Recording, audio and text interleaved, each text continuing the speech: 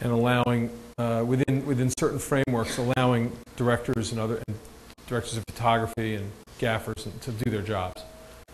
Is to explain what you generally want, what you're trying to go for, and then letting them do what they. You know, I mean, my first responsibility is story, and after that, my second responsibility is to surround myself with people who know what I don't know. Would you say that the filmmaking within The Wire is really your vision, or would you really credit that filmmaking? By that I mean decisions, for example, not to use mood music, you know, the lighting. That's my decision. Yeah, I always hated score.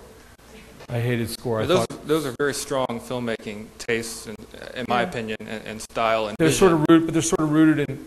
If I was, you know, one of the things that I've done is I've sort of co-opted a lot of journalistic logic. I mean, the journalism of film is documentary, in a way. And I've co-opted, you know, you don't score a lot of documentary, at least the rigorous documentarians don't. And so, did I watch a lot of Frederick Wiseman when I was a journalist? Yeah, I did. You know, documentarians are interesting to me. But it's not a documentary. I'm using some techniques, but it's basically a television drama. A lot of stuff, the palette, the manner in which the camera moved, had more to do with our first DP and with Bob Colesbury than it did with me. The one thing that I brought to the table with that was I never wanted to see the camera fish. You know what fishing is, right, if you're a filmmaker. But I never wanted to see, for those of you that are not into filmmaking, there was all this bouncing around, NYPD Blue, homicide, jump cut. I never wanted to see the camera know more than it ought to know. The camera could be a smart person. It didn't have to be stupid. But it couldn't know more than the camera should know. And I didn't know what the rule was until I used to just know when I didn't like the camera move for like the first season, 2 seasons. And I would say something to Bob, and Bob would translate my fucked up way of explaining it. You know, no, it sucked because it was like it made the punchline lame by going. But then after Bob died, and you know, Bob died after season 2, and I was on the first episode of season 3, and there was this one long shot where Uda, the DP, was shooting these cops, and they're like making a game plan in the dirt, like with a stick, like you did in football, and they're like all squatting, and Herc was standing up here, and Herc had a funny line, and when it came time for Herc's funny line, she panned up for it, and she got there in time for the line. She wasn't late on it; she was right on it. Like, here we go, here's Herc's line. He says his line, then we go back down, and right away, you know, I did the equivalent of yelling "cut." I was like, "Wait, no, wrong." And right at that moment, I realized something about film and about this kind of storytelling, which was, how'd the camera know that Herc was about to be funny? It can't. And, you know, at the moment that the camera chased and caught the line, the camera revealed itself. The artifice of film revealed itself. And so then I finally had a rule. I was like, the camera can only know what it can know. I don't care if it's late on the line. I let him say the line and let the camera go up for the moment afterwards. Or cut to it in coverage, but don't give me a camera move. And it's a very simple thing, but at that point I realized, okay, I know what I don't want to do. And so that was, you know, I mean, I guess all I'm saying is that you learn certain things, but, you know, crossing the line and other you know. Yeah, thank you. The director comes to me and says, I'm going to shoot this long lens. I'm like, knock yourself out. What's a long lens, you know? Thank you. Amazing, thank you. Yeah. Hi, my name is Laura Weber. I'm a journalism major. I know, dying breed. As a nosy journalist, I have to ask a question that's been haunting my peer and I. Peer? Right over here, he's also a journalism major. Oh, that's right. You were the two. We have intense, the two of us, intense philosophical conversations, and we need to know, are Randy and Cheese Wagstaff related? They are. I can say officially that that is his son. It is his son. It is his son. Why is that a storyline that you didn't pursue at all? We were going to pursue it. You just blew my mind, by the way. Listen, there were a lot of latent things buried in The Wire because you never know. We buried certain things. We buried certain things as potential storylines. Not all of them turned out to be appropriate, but ultimately there was a moment where if we wouldn't have changed anything in the main storylines of season 5 if we were given 10.5 hours.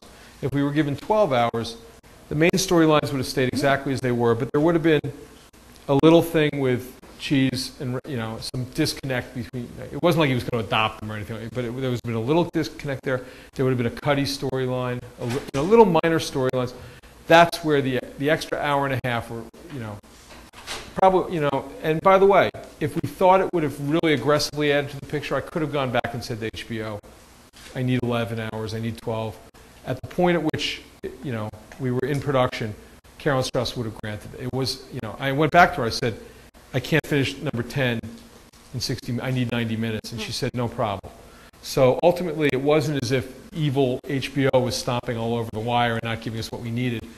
We were achieving the storyline we wanted to do. Everything else would have been a little more icing on the cake, and one of the little pieces of icing would have been a little with Randy and Cheese. But at some point, you start realizing the skeleton is stronger for not having so much flesh on it. Yeah. And so the writers really looked at it and said, you know what, it's just Gilding Lily. We got everything we need out of Randy from this scene with Bunk. There's nothing more we could say by utilizing the storyline. So you ultimately make these choices. That doesn't mean you don't protect yourself by burying stuff in earlier seasons. Thank you. Sure. I was a journalism major, and I wrote for a small paper in Indiana. We covered everything from school boards to Board of Zoning Appeals to police. And we were pretty robust in our coverage, and we had a lot of reader feedback because it was such a small, little county with like a 50,000 circulation. Right. Do you think a lot of it has to do with a lot of problems with journalism now in the big city is that the population is just too fragmented? You said your son reads the Washington Post, but I don't know if you live in Washington, D.C. Is it a matter of you can get the big picture online from other sources, and if you lived in a small town, you're going to pay attention to the civic affairs because it more closely relates to you? Well, I get the New York Times at home now. It's delivered to my doorstep. That wasn't possible 15 years ago. When I started in journalism, we used to send somebody down to Washington, or we used to call up the AP as quickly as we could and say, send carbons of what the Post has, or the Times. It was a big deal to actually see a physical paper, unless it was hours late or days late. And then you'd see him at certain boxes, and then all of a sudden one day, the guy who was delivering you the Baltimore Sun said, "Oh, do you want to take the Post or the?" He was delivering all three. And I live in the heart of Baltimore, so one of the things that's happening is we're creating these national papers, the Post and the Times, and one of the reasons they may not ever want to charge for the internet is that they're basically where it's eroding are in the regional papers. There may come a point at which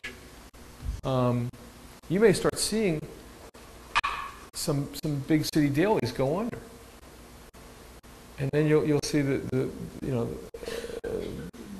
New York Times and the Washington Post pick up circulation from them. Just like the Manchester Guardian in England used to be for Manchester and for the north of England, and then one day it wasn't the Manchester Guardian anymore; it was the Guardian, and it was countrywide. Obviously, a lot easier to do in a 40 million population country that's as small as England, but the same dynamic applies. And I think in some ways, the worst of all worlds is to be a regional paper. The one thing that the Baltimore Sun has right now that is precious is it has the Baltimore area. If I want to know what's happening in my city, I still need to look at the metro section of the Sun. What's horrible is I look at the metro section of the Sun and I still got no clue. It's not in there. I didn't mention the other part of the. You know what? I ruined it. I was telling you all about my meta moment, and I ruined it. So let me interpose here. Here's the joke of the meta moment at the Baltimore Sun, which is all these things happened in The Wire, right, where they missed all these stories. Remember I was talking about that? And actually, because I do admire good journalism, and because I didn't want to be, sort of rigorously totalitarian about my critique, the Wire begins with, as you saw, a city editor, organic to his city, somebody who came up in the ranks in Baltimore, seeing a guy, a drug dealer, recognizing it by name, and doing a very good act of adversarial journalism. He catches the city council president in an ugly quid pro quo.